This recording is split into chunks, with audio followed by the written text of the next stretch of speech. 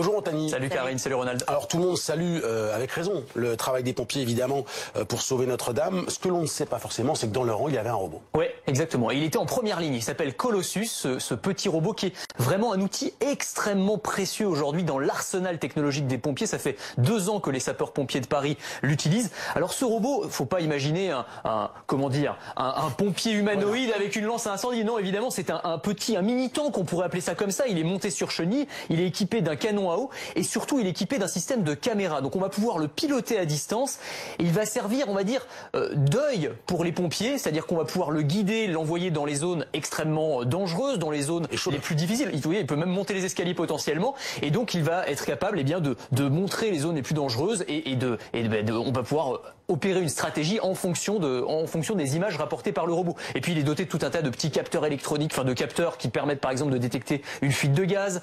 Il va pouvoir enlever un obstacle de la taille d'une voiture. Demain, on peut même imaginer qu'il puisse transporter des blessés. Donc c'est vraiment un joyau de technologie. C'est une start-up française qui l'a mis au point. Il fait pas encore le café, mais enfin c'est presque ça quand même. Et c'est vraiment intéressant de voir que là, on a un vrai axe de coopération homme-machine. On dit tout souvent les robots, ils vont nous piquer tous nos boulots. Non, là, on voit bien, là, ils vont pas. C'est incroyable. C'est assez dingue. Voilà. Évidemment, c'est les pompiers, les vrais héros. Mais là, on a un outil qui va vraiment permettre de sauver des vies potentiellement parce que ce robot, il peut aller dans des endroits où les pompiers ne peuvent pas accéder. Bon merci beaucoup Colossus.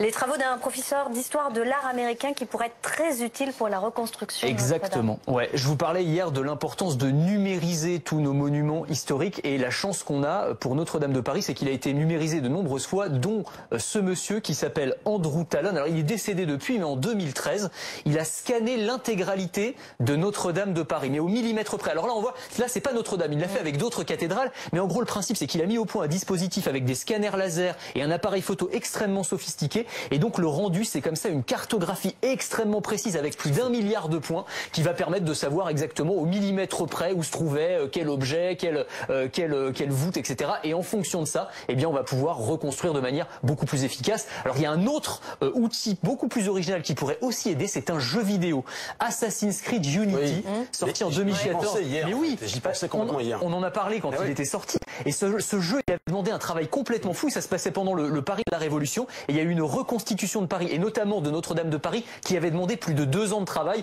On voit là le personnage principal qui monte le long de la fameuse flèche et de la cathédrale. Et donc, voilà, là aussi, c'est un outil qui pourrait potentiellement être utilisé pour aider à la reconstruction. On suivra le dossier. Merci Anthony. Merci beaucoup.